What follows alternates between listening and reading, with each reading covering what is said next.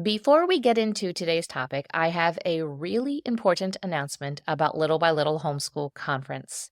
Now, the first part of this announcement, it is a two-part announcement, is something that I did not see coming, and it is something that we have had to make an adjustment on due to some unforeseen circumstances, some things that are just out of my control. However, God has it all in His hands and all according to His plan. But we have had to make an adjustment to the date. Originally, we began our advertising and telling you that the conference was going to take place on Saturday, October 25th of 2025.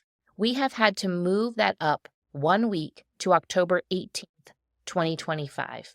So maybe some of you thought, oh, I can't make it on the 25th, but you can make it now on the 18th. And I pray that those that wanted to attend on the 25th can also make it on the 18th. The exciting part of this announcement is that tickets are going on sale 1 week from today, and that is on Monday, April 14th, 2025. Starting that morning when you get up, you can go ahead and jump onto the website and get yourself a ticket. Joining me in speaking is Zan Tyler and Whitney Newby. You can get all the information about the speakers, the session titles, and the layout for the day in the show notes, or you can go to littlebylittlehomeschool.com/conference. So there is also a link currently right now on that website that can get you onto the email list, as well as that link will be in the show notes as well, which will remind you of when the tickets are going on sale. If you are on the email list, you already know about this date change. So the email list will get information first. So make sure that you get onto that. It is a separate email list from my regular email list. You can join the regular email list. We'd love to have you there as well, but the conference one is very specific to that. So join that email list if you want to know about specific things. I appreciate your willingness to bend and flow with what's going on with this, and this is the date. I assure you, and I promise you, I know that God has everything in His hands, but we would love for you to be able to join us on Saturday, October 18th, 2025 in Syracuse, New York. This conference is at this point only an in-person event. We're just feeling strongly that it needs to be something where we come together and we have community, we can lock arms, we can sit across the table at lunch with other homeschool moms, and we can see each other face to face and know that we are in these beautiful trenches together. Will it change in the future that it won't just be an in-person? I really don't know. I've been asked multiple times, but at this point, it is just an in-person conference. So we would love to have you in Syracuse, New York in October. It's a wonderful time of the year to be in the Northeast in October. Maybe plan a girls' weekend around it. If you want to know places and things to do, go ahead and reach out and let me know. But you can get details for the conference at littlebylittlehomeschool.com/conference. On Thursday, I have a guest episode that's just going to knock your socks off. It's so good. When I do guest episodes, I typically don't add different types of announcements. So this is your announcement. If you think you're going to forget, you're going to want to get onto that email list so that you do not forget it. But let's get into today's episode now. Welcome to Little by Little Homeschool Podcast, where you'll learn tips and strategies that will empower you to home educate your children. I'm Leigh Nguyen, a homeschool mom of over 12 years, which includes 2 graduates. When I started homeschooling, I was pretty much on my own and was desperate for encouragement and help. My mission is to be a source of encouragement and help to you. Whether you are just beginning your homeschool journey or you're deep into the homeschool lifestyle, Little by Little Homeschool wants to help you stay the course, because all the time you are investing into your children is completely worth it. If you're ready to take your homeschool to new levels, keep listening. Today's episode is treading into some waters that I have kind of held off on, but this topic of rules and relationships in our homeschool parenting has come up in my own personal life with my children, with conversations with them as they've made observations about their upbringing, their childhood, compared to other people, and why this and why that. And so this just feels like a natural time to be able to talk about how can we find the balance between the rules and relationship. And I say we because I'm still there. I'm still there in the trenches. I'm going to give you a little bit of a recap just in case this is your very first episode or you just started listening to Little by Little Homeschool podcast. And for those of you that have been here for a while, just stick with me here for one more minute, okay? So my name is Leigh. My husband is James, and we have been married for 24 years. We have 3 children, 22-year-old daughter, a 20-year-old son, and a 17-year-old son. Currently, right now, as of the recording and the airing of this episode, all 3 of our children, our 2 young adult children and our teen, obviously our teen, are living at home. So all 5 of us are under the same roof. And it's a very interesting dynamic because as we're going to talk, and I'm going to share a little bit about how we really have to approach this parenting as a whole with our children to have a bigger idea and have some general rules and ways that we as families do things. But it's also very dependent upon children. And that's where I'm at right now. Whereas our 20-year-old and 22-year-old, life really kind of looks the same as far as parenting them, but it's different in some ways. And then the 17-year-old is quite a bit different because he's still in his homeschooling years. He still is legally a minor, so it looks different. So that's where we are right now. Just kind of want to give you that for this episode. And that's the perspective that I am coming from right now, is being further on to this journey. I have been a mom for 22 years, so James and I have been at this parenting thing for that long, went into it, had no idea what to expect or what our parenting style or anything was. We were not very intentional in the beginning.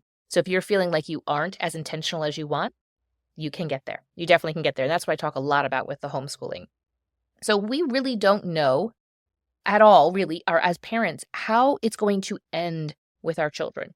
Where are they going to go in their life and where's it going to end? And not to be morbid, but we won't see how it ends for them because their lives will continue on beyond that moment where we get to move into the next phase of our eternity with our Heavenly Father. And so we won't see all or even most of it, even when they move out of the home and they hopefully maybe get married and have children, have a family of their own. We're not going to get to see most of it, but we are called to be faithful now in our parenting of our children. And that's all we can do is to be faithful now and then to move into that phase where we are more of a cheerleader. Yes, we're still the parent, but it isn't our role in order to maintain a good relationship with them for us to be chastising them and us to be parenting 20-year-old or a 25-year-old like we did a 5, 10, 15-year-old. It looks very different, and we have to remember that as parents. And I think a lot of this issue with the rules doesn't take that into account. We still parent them when they're 15 the same way that we did when they were 10, and that's not going to work. That's going to destroy relationships. So let's right now talk about how we find the balance between rules and relationships in our homeschool parenting. Just to reestablish this so that you know where this is coming from, I am coming from a biblical worldview. I am a Christian, a believer in Jesus Christ as my Messiah, as your Messiah. So that is where this is coming from. Today's topic is pretty heavy and can be pretty deep. There are books and books and books written about this. And today I'm trying to summarize everything within about hopefully maybe 15 minutes or so. So there is a lot more out there. There are a lot more resources out there to dive in deeper. So we are going to take more of an aerial view. Let's also consider, and I mentioned earlier, that there is nuance. There are different things that are going to come up, and it's going to look different in every situation. Your family dynamics, the ages of your children, the experiences that they have, their personalities, as well as you as a mom and your husband, you have unique experiences and personalities, and you're going to have slightly different views on things, maybe different from each other, and that's things to work through. And how are we going to parent these children with having some difference of things? But there is a lot of nuance. So I am speaking broadly, but also a little bit not so broadly, more detailed of my experience. So let's keep that also in mind. Let's also keep in mind that we are sinners living in a fallen world. There is no formula. that is going to just automatically churn out these perfect Christian children that are obedient to God's law and want to glorify Him and love God and love their family and their community and all these things. That is not the case. So we have to remember that we are sinners in a fallen world, but let us be seeking God's will and His wisdom and seek to glorify Him. I think when that is our perspective, then that is our goal, we can be on a much better track. So let's talk about this. Rules without relationship, I see often leads to rebellion. Rebellion against you as parents and rebellion against God.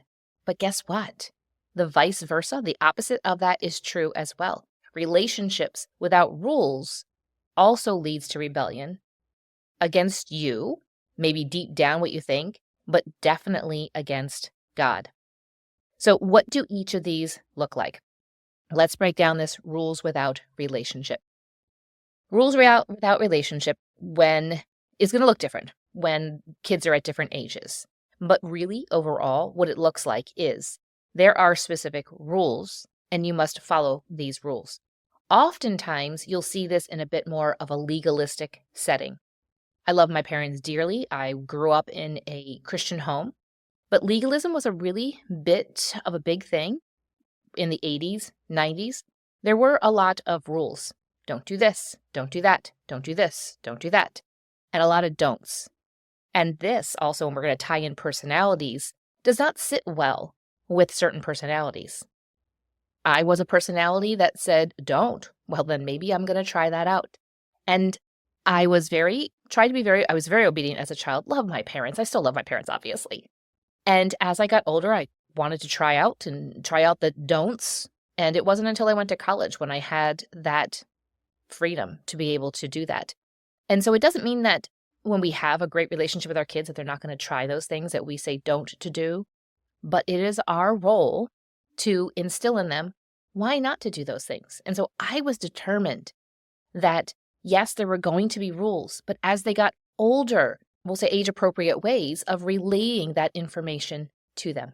So it could be the same don't. So let's think of a big one.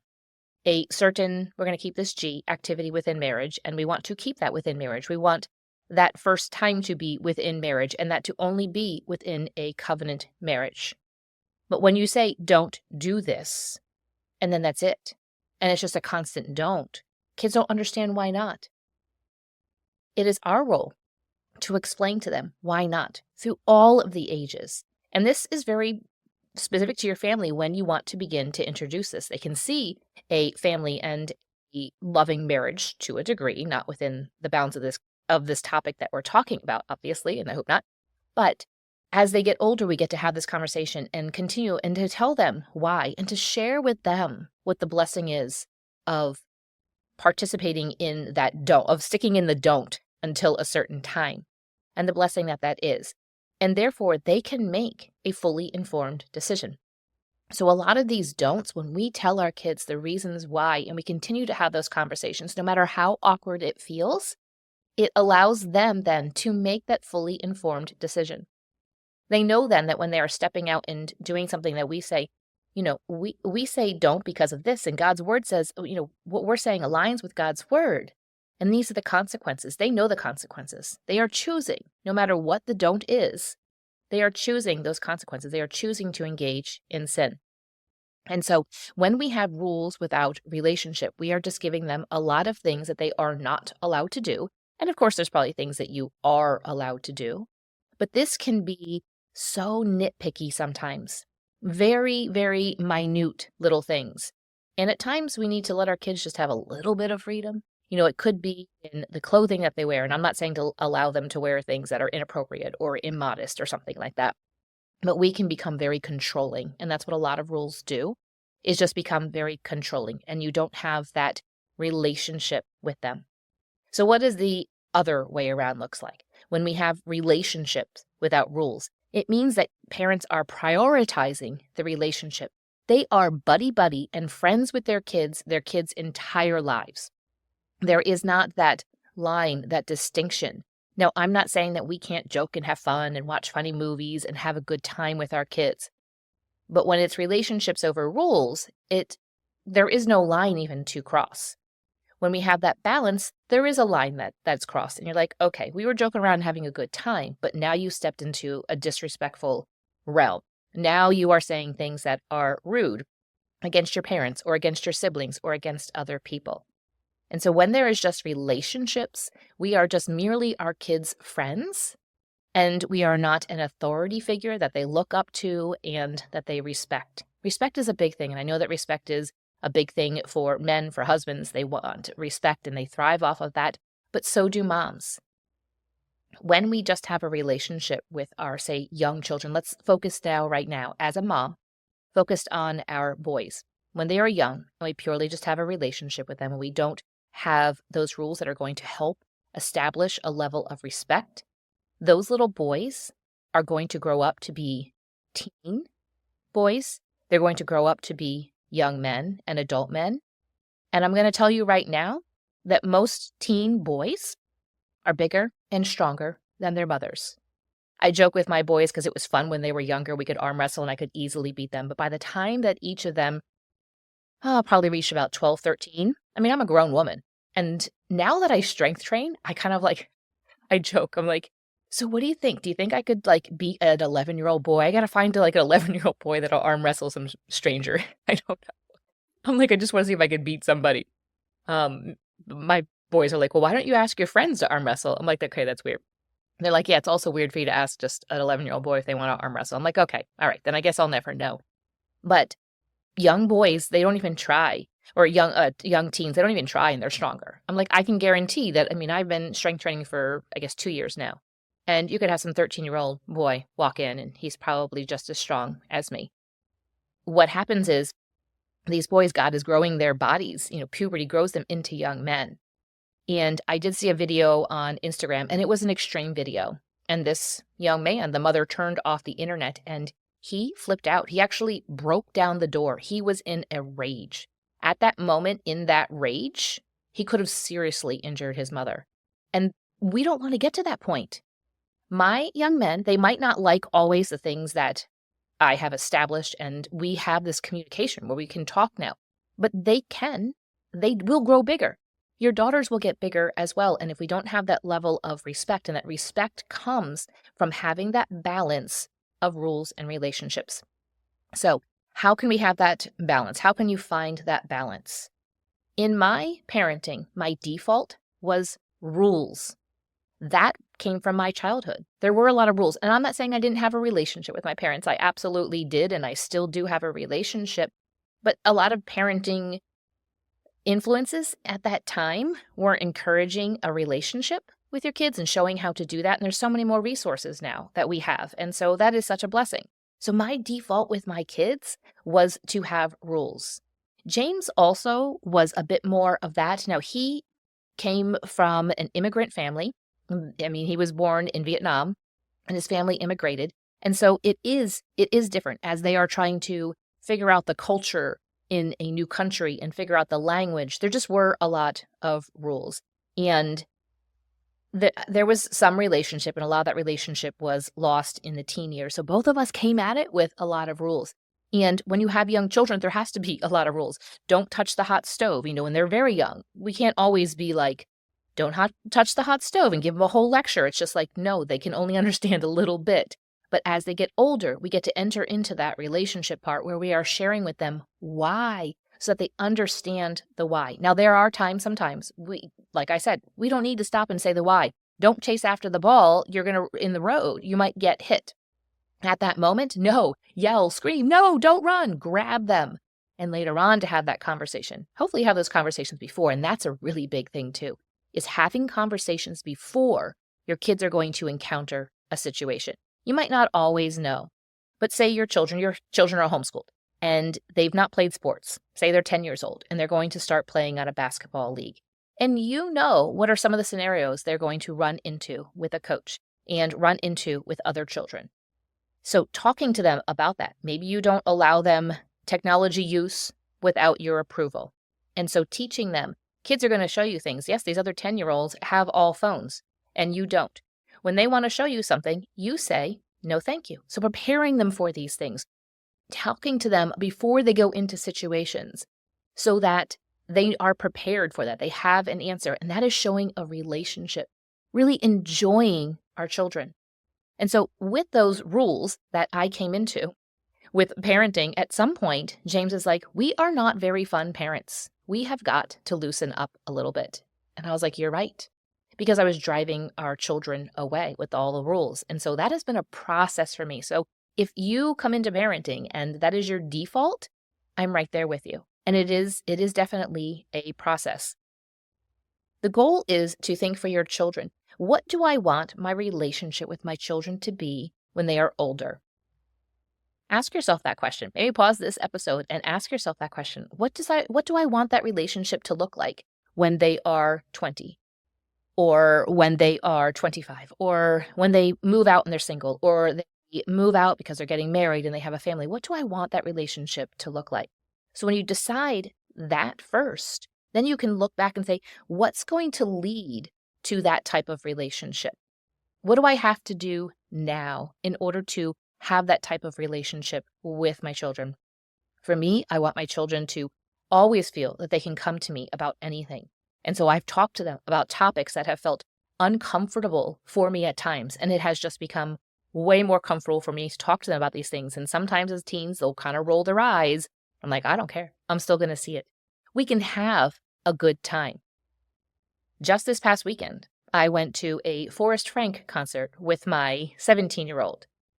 He had wanted to go. I knew he wanted to go. And so I looked up the dates, and he was looking to see if maybe he could find a friend to come along. And he didn't find any friends that thought that it was worth the time or the cost of the ticket. I was like, hey, if your friends want to come, like, I'll pay for the Airbnb. I'll make sure that we have enough space. They don't have to stay in a hotel room with me. I'll get an Airbnb and you guys can be in one room, and I'll pay for the gas and I'll get you guys meals. But none of them thought that it was going to be worth it. I was like, okay, that's fine. So we went together. To be honest, I don't know that I would have been like yes to my parents, like at 17, to go to a concert that I had been dying to go to. And I know that I probably embarrassed him a little bit, and we laughed and joked about it beforehand and stuff. And I was like, I'm going to dance like this at Forrest Frank concert. And he kind of a little bit rolled his eyes, but he said yes. I said, so it looks like it would just be you and I. We don't have to go. And he was like, oh yeah, let's go.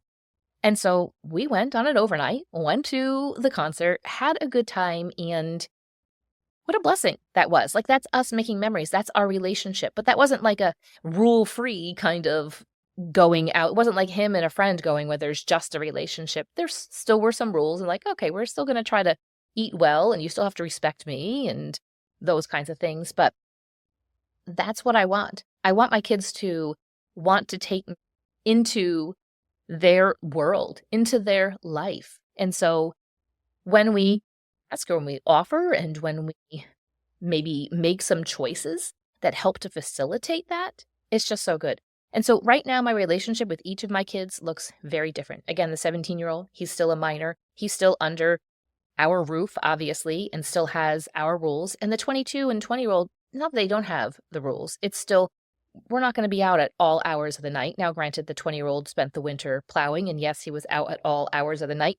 However, he was out working. It's not like he was out partying and then he's coming home. And that's a whole nother, we could talk about all that and stuff, preparing your kids for the decisions and stuff that they're going to make when they're faced with those. But that's a part of the relationship part. So there's finding that balance.